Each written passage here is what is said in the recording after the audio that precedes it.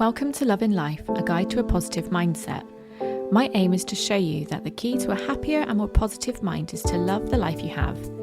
We will look at tips and tools you can use to improve your mindset, and the best thing is, we'll all be on this journey together.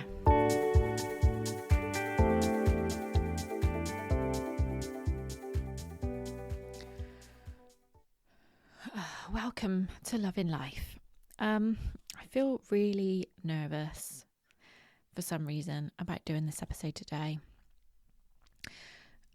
So much has happened since my last episode, which was on the 4th of July. Sadly, we've had to say goodbye to our beloved Hugo.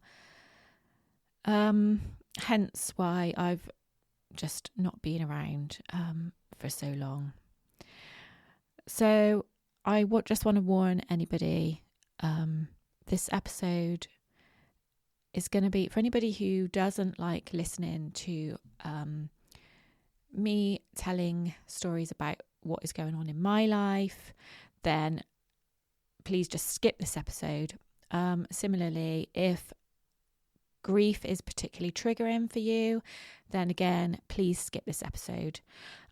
I want to share what we have been going through as a family for the last 4 weeks, because it might help somebody, and there's bound to be somebody who's going through a similar thing right now, or in the future, or in the past.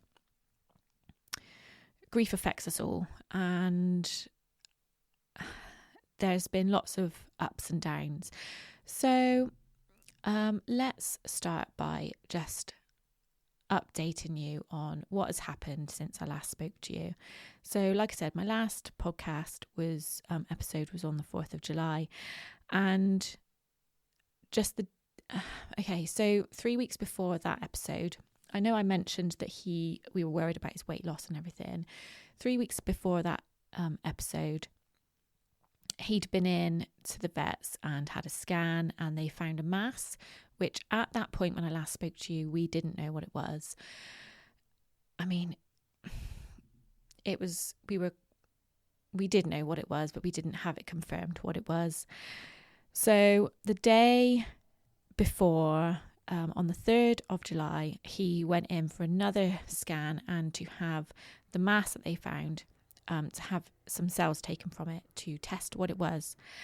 And sadly, a week after I last spoke to you, we had the devastating news that he had the mass was in fact cancerous, and the type of cancer, I don't know if anybody knows anything about this, but the type of cancer that it was a sarcoma, which from the research that I've done, obviously I'm absolutely by no means an expert, but I did do a lot of research, and the sarcoma in dogs, which is the kind of cancer that is formed in tissues, and this mass was on his liver, if I remember rightly. It was on his liver, so it was quite big. When they first found it, it was like 10 centimeters in diameter, which is obviously for a little dog is quite big. And then by the time we'd had that second scan and the cells taken, they did tell us that it had grown even more, and you could see it in him. So it's been quite devastating for us as a family. Even though we had an inkling that was what it was, it just, hearing that news was just absolutely devastating. And I just want to share the series of emotions that I went through, because I can identify so many different stages of emotions that I went through just in the space of a week. And I'll be honest with you, like the whole of July has just felt like the whole of, even before that, the whole of the summer really, from June which is when we first started getting worried about him, it's just felt like a bit of a write-off. It's felt like my mind has just been completely occupied by that, and I haven't been able to focus on anything else, which I know is understandable. But anyway, when we first found out, I had the first 2 days, after we'd had it confirmed, so from like the 11th of July, I just had 2 days of just complete overwhelming sadness where I just kept crying, felt really quite negative. And it was only like 2 days after feeling like that constantly, which that felt like a long time in itself. And I managed to, I was flicking through something on Instagram, and I saw something that just made me think, what the hell is this achieving for Hugo? Like, me feeling sad and negative is absolutely not achieving anything. And, you know, I talk all the time about vibration and about picking up on other people's energy. And obviously I'm going to be sad, but I was like, it was all I could think about. I was completely feeling negative about it, and that's not going to help him at all. I'm not doing anything in any way, shape or form that is going to benefit his health by feeling like that. So on day 3 of finding out that he definitely had cancer, I started doing lots of research, and I was already because we found out about his allergies a few weeks before, which seems really sad that I only found out about his allergies a few weeks before, because, you know, I didn't really have that much time to make much of an impact on what I was doing. I'd completely changed his food, and I was cooking all of his food myself. But obviously then when we found out that he had cancer, I was doing research to find out what foods I can give him that would just make his life a little bit more comfortable. Completely deluded myself by thinking that I might be able to help shrink it over time. Like, I think it had grown so much by that point that there was nothing really that could help shrink it at that point, or make it prolong it, if you know what I mean. But I started doing lots of research, which actually made me feel like I was doing something for him. Do you know what I mean? It made me feel a little bit more positive. So I had a few days of that kind of feeling where, you know, no one knows what's going to happen. We're going to take it week by week and see how he gets on. Like, we'd already decided that operating on him wasn't an option for us because he'd lost so much weight. I don't think, and the vet agreed, I don't think he would have survived any sort of operation, particularly because of the size of it. So that wasn't an option for us. So we decided to play it week by week and see how he gets on. If we feel the need to, oh God, I hate saying the word, euthanize, put him to sleep, whatever you want to call it, just see how he gets on. And I was honestly hoping that I might be able to somehow magically come up with something that would slow it down, and we might just get some extra time with him. And this feeling went on for, whilst I was more positive, there was definitely a bit of a delusional state to it as well. This went on for about 3 days. And at that point, like, I was quite happy to go week by week, see how he gets on, because I was honestly feeling like a really strange, I was really really struggling to come to terms with the fact that we had the power over somebody else's life. Now, I know that might sound ridiculous to somebody who's not a dog owner, a pet owner. Like, of course, that comes with the responsibility of having a pet, but just having that say over his life, like, who the hell am I to decide that it's time for somebody to end their life? I was really struggling with that. So the thought of leaving it week by week suited me at that point. And I actually saw a post from somebody who I find very inspirational. She shares a lot of similar content to what I do. A lot of, but she's very, very spiritual. And she'd lost her dog back earlier on this year, and she'd shared something feeling very similar about, not wanting to have the power of calling the end of her dog's life. So I thought, you know what, it sort of allowed me to feel like that as well. And I'm not saying that's a good thing, a bad thing. That's just how I was feeling at that particular time. I allowed myself to believe that he would just go on his own, or that we would just know when the time was right. I honestly did hope that, he might just fall asleep peacefully one day and pass in his sleep with no pain. That was just me being hopeful.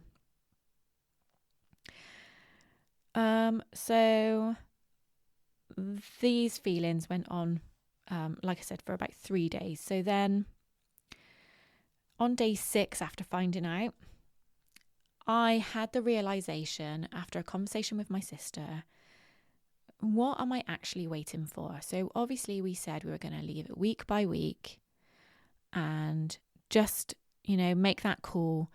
But my sister said to me, what is it that you both are looking out for? Like, what have you agreed on? At what point is the time that you make that call?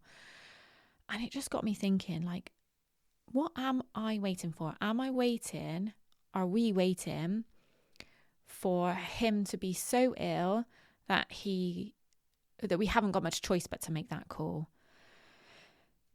And, so ill that we can't deny what needs to happen. And it really made me weigh up what is actually best for Hugo. Like, I don't want to get to a point where he's struggling to walk, for example, and then I say, right, he's struggling to walk. He's been struggling to walk for a week now. Let's think about it. So that really made me weigh up, like, truly what is best for him. And us as well, obviously.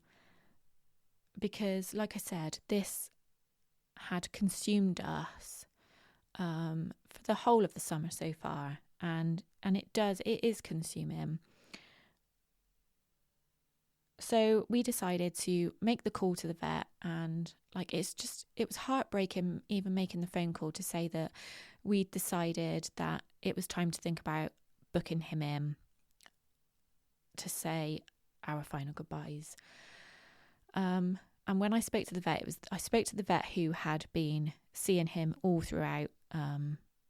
So all the updates were coming from her. She was the one who was monitoring all of his scans and everything. And she said, I do think it's time for Hugo. And I just burst into tears on the phone to her. It was so hard to hear, but it was also really reassuring to hear as well. Like, she was basically saying that she thought we were doing the right thing. And I know I don't need any justification from anybody that we did the right thing. I know we did the right thing. But it was really lovely hearing that she thought we were doing the right thing. So anyway, she said, we decided we wanted it done at home because, like, Hugo's been in and out the vets for as long as I can remember now. And of course he doesn't like going into the vet, because every time he goes in, he has his ears played with, or of course he doesn't like going to the vet. So I didn't want his last thought being walking into the vet and thinking, oh, here we go again, and that being his last thought. So we decided we wanted him to just fall asleep at home, around in his environment, around his favourite people, and feeling comfortable and just fall into sleep peacefully. So that was the plan. And we said to the vet, maybe we could arrange it for one day next week. So this was on the Monday that I called her. And then, so she said, yeah, I think that's a good idea. I will get the head vet to call you, because he's the one who comes out to do the home visits. He will call you tomorrow. Anyway, we had a call 2 minutes later from the head vet, the lead vet, and he said, I'm so sorry, but we've got a problem. I'm going on holiday from Friday for 2 weeks, so it either needs to be on Thursday, which was obviously 4 days later, or when I get home, which will be from the 6th of August. That was a bit of a bombshell to us. So, like Craig and I were talking when we got off the phone, we're like, Thursday is not an option. It's absolutely not an option. I'm not ready to say goodbye to him yet. You know, he was still, whilst he was clearly uncomfortable, he didn't seem like he was in pain. But who am I to say that? Like, thinking back now, how do I know he wasn't in pain? I don't know that, do I? But we weren't ready to say goodbye. So we sort of went overnight thinking about it. And the following morning, like, I'm really proud of myself, actually, for being the one to make the call. It was such a difficult decision to make. But I said to Craig the following morning, I can't believe I'm saying this, but I think we need to do it on Thursday, because weighing up the risks of like the rate that his cancerous mass was growing, it was at great risk of it rupturing. And obviously that's the last thing we want for him. Not only do we not want him to be in pain, but obviously any decisions are then taken out of our hands. If it ruptures, we have got no choice but to rush him in and do what we need to do. You could tell I'm really struggling to say the words. Anyway. So I'm actually really quite proud of myself for making that decision. And Craig and I were both just so sad at the thought of we only had 48 hours from that point. So, which looking back now was a blessing. So what we did was obviously it was booked in for Thursday. Craig took Wednesday, Thursday, Friday off work, and we decided that on Wednesday we were going to have a Hugo day. So we made a picnic and took him to his favourite place, where he was the first place we took him when we first got him. It was the place that we all went to, like, if we wanted to go out for long walks or go out as a family for the day. So we had a lovely, lovely family day. Like, the kids took like their badminton set and the cricket set, and we just set up for the day with a picnic, with some games. Hugo, bless him, he didn't stop. He was very slow, but he didn't stop. It was almost like he knew he had to enjoy his last day, and like he was genuinely enjoying it. He was absolutely loving it. And obviously all the family came round to say their goodbyes to him on the evening. So it just felt like we had the chance to give him a proper farewell, which we wouldn't have had the option to do if we would have carried on and risking it rupturing. We wouldn't have had that opportunity to do that. So yeah, it's been really difficult. On the Thursday, we did take him out for a little walk around to my nan's house. She only lives around the corner, but we took Rosie round there. And Hugo couldn't even manage the walk, which... what dog... Like, it's not fair on a dog. What more does a dog love to do than go out for a walk, play with his ball? Do you know what I mean? Like, for that to be taken away from him, he wouldn't be living a dog's life. So the fact that on his final day he couldn't walk, I know that we made that right decision on the right day because it was his time. And I've even got a photo actually. So Craig was carrying him round to my nan's house, and I've got a photo of him. I think I will actually post this on my social medias for everybody to see, because I swear you can see an aura around him. I swear you can see a white aura. I'll pop it on my Instagram, see what you think. But yeah, I do feel like that was the day he was meant to go. I feel like the universe stepped in and made all those things happen at those particular times. Like for the vet to call us and say he was going on holiday, it forced us to make a decision. And I truly believe that that the fact that I've been working with my intuition and really been open to listening to signs and messages and gut feelings, intuitive feelings, I really truly believe that that was the universe making everything fall into place. But you still have to listen to those signs, see those signs and listen to them and respond to them. So the fact that we did is amazing, because it could have been a completely different story if we would have listened more to our hearts and held on to him for that little bit longer.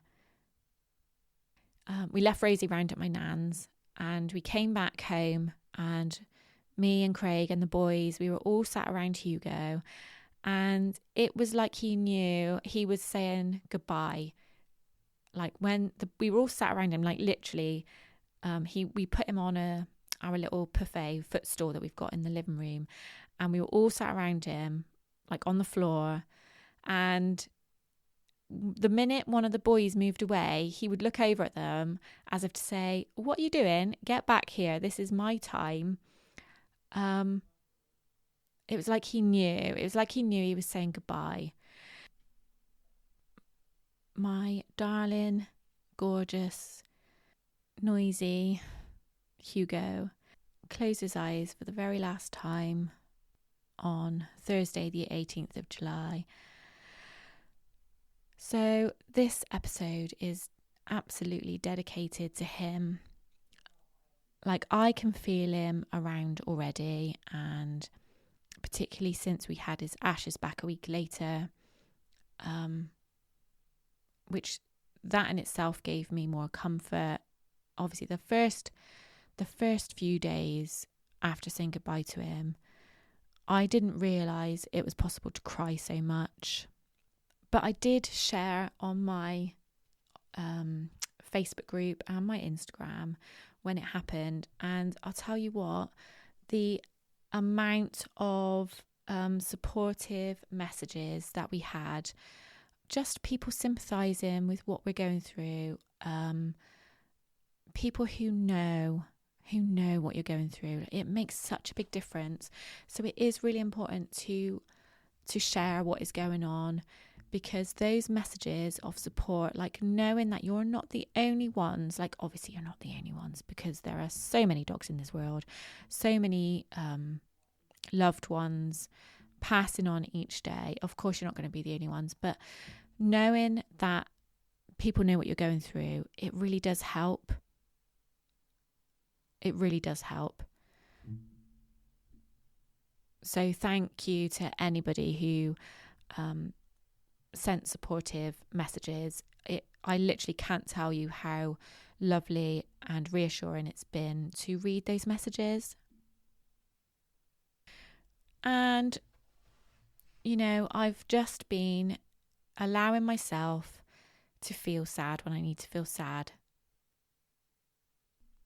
I've allowed myself to not worry about my podcast.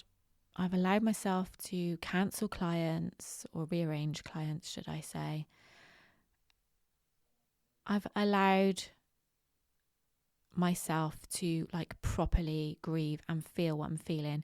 Similarly, I've allowed myself to feel happy when I want to feel happy. When I do feel happy, I've allowed myself to feel those feelings as well without any guilt. It's easy to think I should be feeling sad all the time. That's simply not true. What is really important is that we allow ourselves to feel what we are actually feeling at the time. If it's sadness, you allow it. If it's happiness, you allow it.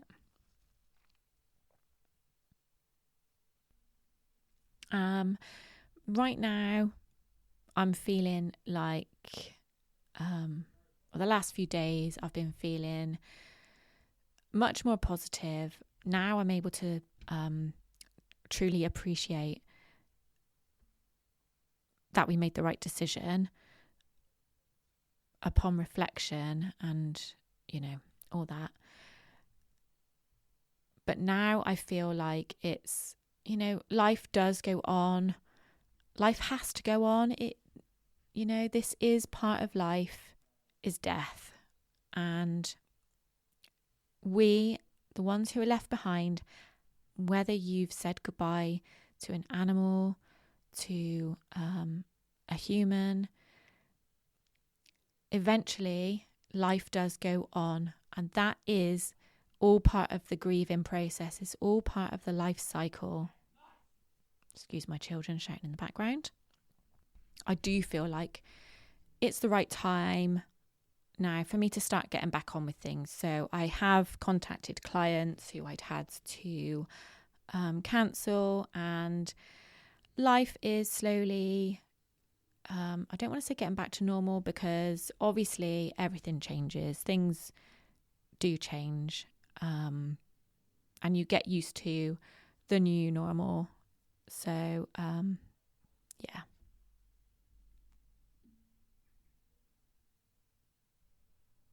Anyway, thank you so much for listening to me today. It really does feel like I don't know why I was so nervous about doing this episode. I guess I've been so emotional. I've been nervous about doing this because obviously I don't really want to be a blubbering mess. I know obviously it's okay to cry, and I have been crying a lot. But I don't want my podcast episodes to be a blubbering mess. But I also want to share with you what I've been going through, because I think it's really important to share, whilst these are everyday things that everybody goes through, everybody is going to experience grief at some point. So it makes it normal, because we all have to deal with it. But when you're going through it, you feel like you're the only person in the world going through it at that time, and it feels really fucking shit. So I don't know, I just want everyone to know that if you're going through something similar, I know what you're going through. If you're going through anything difficult right now that you think, oh, come on, so many people have to deal with this, and you're trying to make it smaller because you think so many other people are going through so many worse things than me right now, don't think like that. What is relevant to you in your life right now is relevant to you. And whether somebody else is going through something 100 times worse, that doesn't matter. What you are going through is what matters to you right now. And it feels like it's your world. So I don't know. My message is feel what you feel. Allow yourself to feel what you feel. Do not let yourself think so many other people are going through so much worse right now. Snap out of it. Because that is how we end up suppressing emotions and how we end up becoming ill. So yeah. Thanks for listening. Everybody's doing really well here. Everybody is, all four of us, all five of us, if you include Rosie, we've all dealt with it in different ways. And it just goes to show that there's not one way to deal with grief. There are so many different ways, and you have to deal with grief, shit situations, things that are thrown at you, any of those, anything that isn't the normal for you. We all deal with it in different ways, and as long as you're allowing yourself to deal with it how you need to deal with it, then that's great. There's no right or wrong. Okay, that's it from me today. I'm sending so much love and so much thanks, so much gratitude to everybody out there.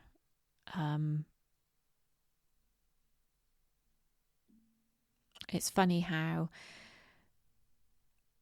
even though I'm feeling grief, I'm feeling so much love at the same time. So yeah, I just want to share that with everybody. Share the love. I will speak to you soon, and feel free to get in touch if you need to, if this has hit a nerve for anybody, or if you have any messages that you want to share, please do get in touch. I love you lots. Speak soon. Bye.